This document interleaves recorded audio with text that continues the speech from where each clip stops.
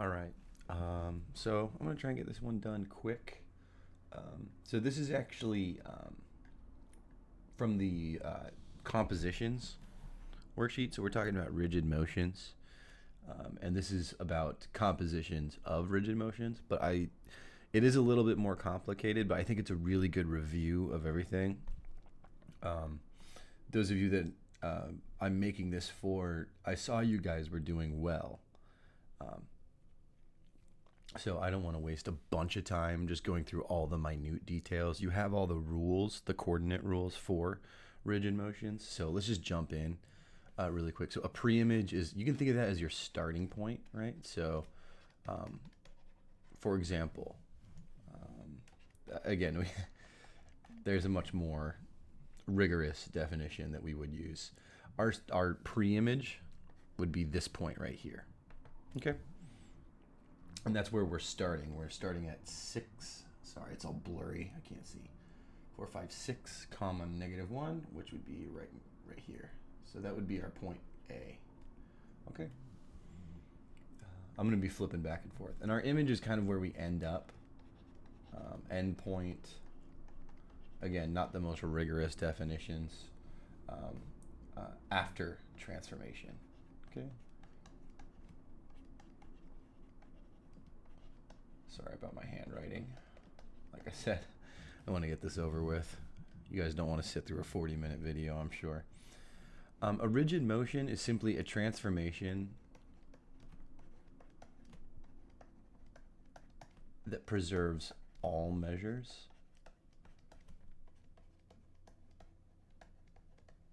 All measures.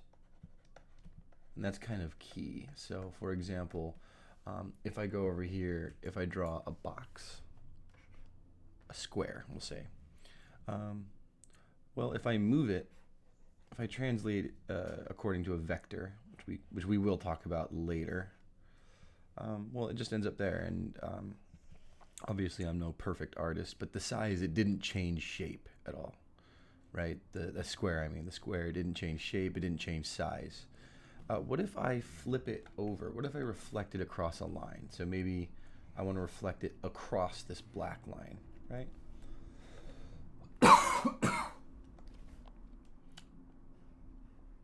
Right. Well, look at that. Wow. It didn't change size still, right? And I can rotate it. I can rotate it around. So we'll talk about all this stuff in more depth. And a composition would just simply be a combination. So composition, think a combination, one after the other, of rigid motions. I should say of transformations. I can be more general. A combination of transformations. Transformations. All right.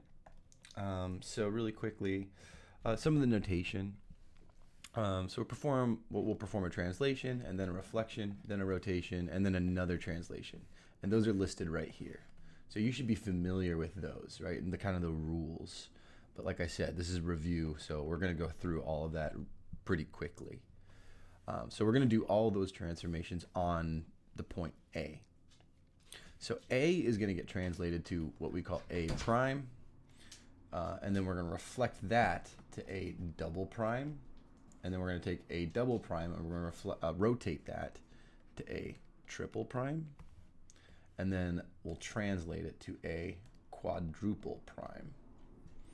And we won't do things this crazy, but let me just take you through it. So, like I said, we start off with our pre-image A, and I'll use different colors. Here, how about that? I'll use this dark green for A double prime. So A is going to get translated to A prime, and we all know that if we translate, you see this notation, -3, +5. That really means 3 left and 5 up, right? In other words, I can take 6, subtract 3, and I'm left with 3, and -1 plus 5 is +4. So A prime is going to be the point 3, +4. So that's A prime right there. Okay. Not too bad. And in fact, we can see it, right? We went 1, 2, 3 left, and 1, 2, 3, 4, 5 up, right? Easy. Translations, you can think of them as like a slide or a shift or just a move, right? Now let's talk about a reflection, right? Lowercase r means reflection. A reflection over the x-axis. So remember, this is our x-axis, right? X-axis. And again, today you saw, right, in our review, you saw that reflection across the x-axis, really we're going to take this point and we're just going to flip it across, right? So notice how, excuse me, sorry, my allergies are going crazy. Notice how we are 4 above, right? 1, 2, 3, 4. We are 4 above our x-axis. So when we reflect it across the x-axis, we're actually going to be 1, 2, 3, 4 below it. And so that's where the notation, that's where the coordinate rule comes from. All we really need to do is change the sign of our y coordinate. So 3 stays the same, and positive 4 simply gets flipped to negative 4. All right? So our new coordinate for a double prime, right? A prime gets reflected across the x-axis to a double prime. Very cool.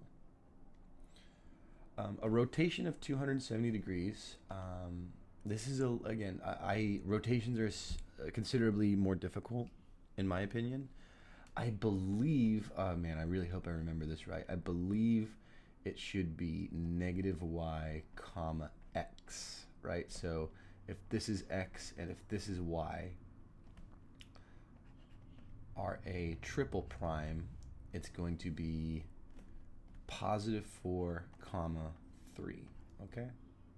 Let me double check and make sure that that's correct. We always rotate counterclockwise, and we rotate around the origin, right? So we move around the origin, right? You could think of it as moving in increments of 90. So we have 90-degree rotations. We have 180-degree rotations. We also have 270-degree rotations. 360 would just be right back where you started. So I tend not to focus on those too much. So let me take a double prime, and I'll actually draw this out in a moment. But we actually end up almost right back where we started at 4 comma positive 3. Oops, sorry, let me get my purple marker back at 4 comma positive 3. That is going to be a triple prime. And then the last, in fact, here, let me zoom out so my program doesn't crash. Let me show you with the protractor. Hopefully it'll let me. Is it big enough? Hopefully. I don't think it is. Dang it. Well, at least I can kind of show you, hopefully. Yeah, it'll almost work.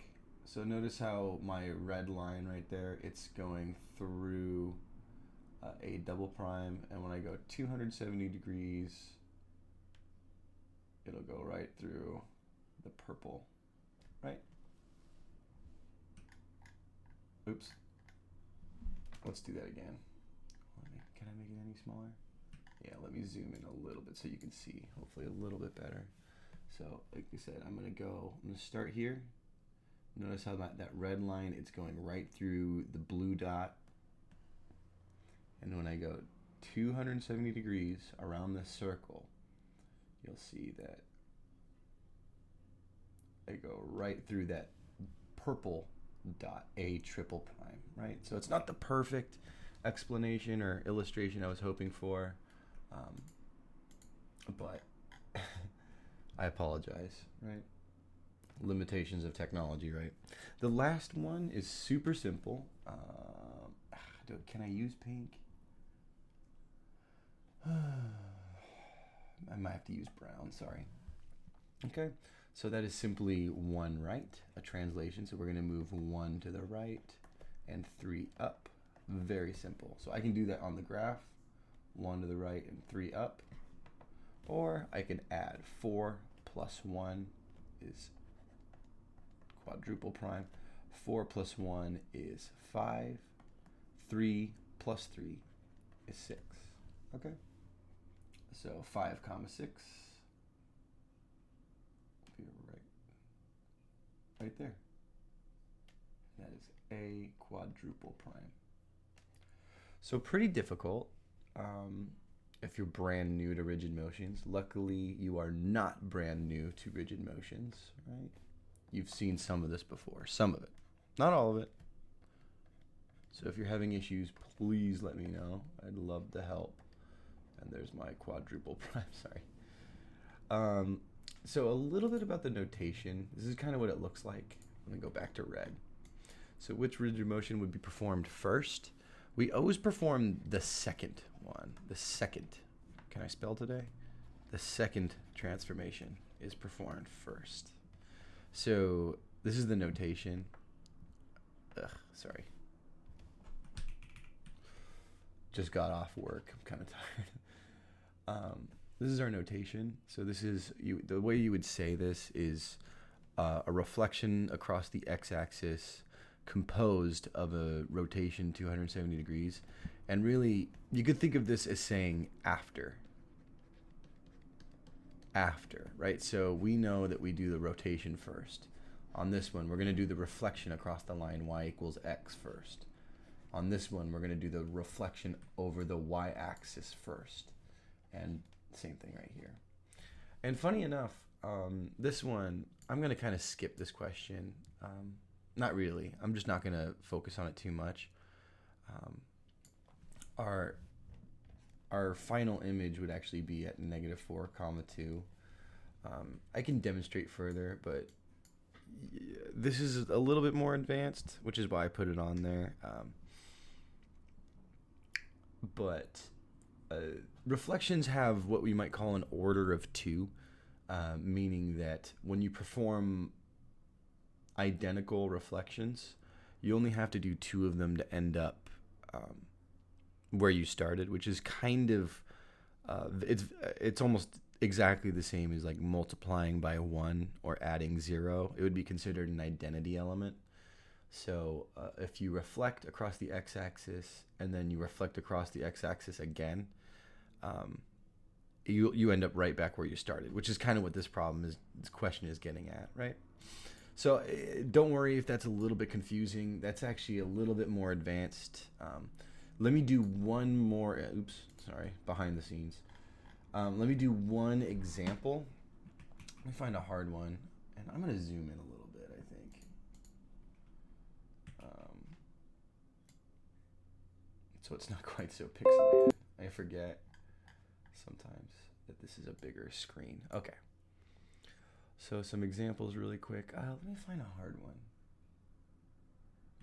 Okay, let's do number 4. So here's our pre-image, right? It's -5, -3. We're gonna do the reflection across the x-axis first, which is actually super easy. So we start at x, y, and we know, again, because we've been paying attention to our rigid motion rules, we know that a reflection across the x-axis, all it does is change the sign of our y coordinate, right? So -5, -3, the -5 stays the same, right? X just gets mapped to x. I should be more rigorous. Our x coordinate gets mapped to our x coordinate, and our y coordinate is actually going to change sign. Y coordinate gets mapped to -y. But you'll notice that y is -3, right? So what gives? Really think of this as we're changing the sign, right? So instead of -3, we're actually getting mapped to +3. You do not have to write that positive, but I'm going to leave that there. Let me make it a little bit more clear. +3. But I'm going to leave the positive there so you know, right? So we finished this one. We're done with that first one. And now we have to do the rotation of 270 degrees. Let me use blue. Right? Just in case, I used to do red and green, and then I found out maybe a year or 2 ago, I found out I'd been doing red-green my whole year, and then I found out that one of my students was red-green colorblind, which was not a pleasant surprise after doing most of the semester with red and green. So I'll do my blue transformation now, which is a rotation 270 degrees about the origin. And so you'll notice that I crossed this out because now this is my new XY, and we know that the coordinate rule for a rotation of 270 degrees is y negative x, right? So again, I switch the spots, so my y, in this case it's positive 3, comes first, right? And then my x coordinate gets mapped to negative x, right? So since that's negative 5, negative x would now become positive 5. So this is challenging. There's a really cool website called GeoGebra.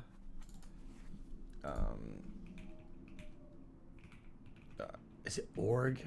Please. /classic. Hopefully that's correct. Yeah. So I can show you really quick, and then so let me put D. I'll say D, which is -5, -3, right? And so there's my D. There we go. There's D. And I also need to put my origin down, but I'm going to make sure that that is labeled O for origin. Okay, that'll be obvious later. Okay, so let me show you what's happening graphically. We're taking D, we're going to reflect it over the x-axis, right? So we'll take D, and we're going to reflect it about a line. We're going to select our point, and over our line, which gives us D prime at -5, +3, just like we said, right? And now, since we're done with our reflection, we're going to move on to our rotation. So we're going to rotate D prime, rotate about a point. We're going to take D prime, we're going to rotate it around the origin counterclockwise 270 degrees. Our default is always counterclockwise. There's really no difference between the two, but we kind of have to settle on one, right? And like I said, it's going to take us to quadrant 1 when we do this. And there's D prime at 3, 5, which is exactly what we said, okay? So obviously we can do that for, let me just make a shape. Can I do a rigid polygon? Why not? So let me do like a triangle. Right? Ignore these lowercase ones.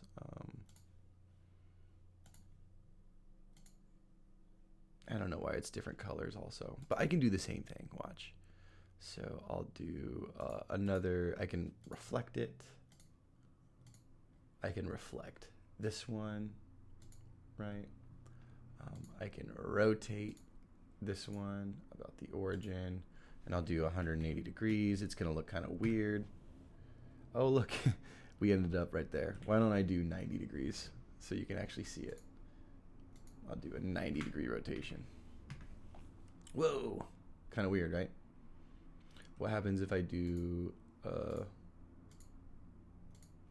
if I do a 270-degree rotation? Will that give me something good? Yes, I can see it over here, right? And so as you can see, the notation's just like how we had it. A, DC got mapped to A prime, D prime. I'm not sure why it's not showing up. And why is that turning to B instead of C? Okay, well, this a little bit of kinks in the technology, but that's okay. Something interesting that you could see is that when I move this triangle around, all of them kind of move around, right? Which is very, very cool. Cool. Nothing too crazy. So if you're interested, into some of like the crazier implications. Something I was very surprised to learn when I went to get my math degree. I took a class called abstract algebra. At the college I went to, it was, I believe, Math 151. Hopefully that's not giving away too much information. And you sort of learn a little bit about group theory in something called in what we call abstract algebra. And group theory was super useful in all sorts of developments. It's how we actually discovered atomic structure. And one of the first things that we learned, I'm a little bit rusty on a lot of this, but one of the first things we learned about in group theory is how composition of and just rigid motions in general actually form a group. And I believe it was like they would be notated like S6 or something like that. Again, I forget exactly what it looks like. I'm very rusty on some of my math terminology. It's been years since I've even looked at any of my abstract algebra. I've been focused on, teaching and stuff, right? Teaching high school, obviously. But there's some very interesting stuff on group theory with respect to rigid motions. Rigid motions and the way that they form, how rigid motions form groups. So this is how we might learn about like identity elements, right? We might learn that there's closure with respect to rigid motions. So there's some very advanced stuff within rigid motions with respect to group theory, right? So if you're interested in exploring that more, I think I have a book on it. We can Google a couple things. It's really interesting. In fact, why don't I look up some of this stuff? Symmetry groups, abstract algebra. Let's see if there's anything.